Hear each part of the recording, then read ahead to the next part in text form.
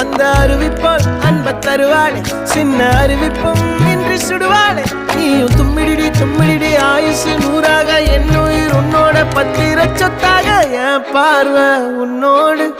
உன் பொம்மை கண்ணோடு பேசாமல் விண்ணோடு நாம் மிதந்து போவோம் காதாரா அடியானோ நான் தாங்க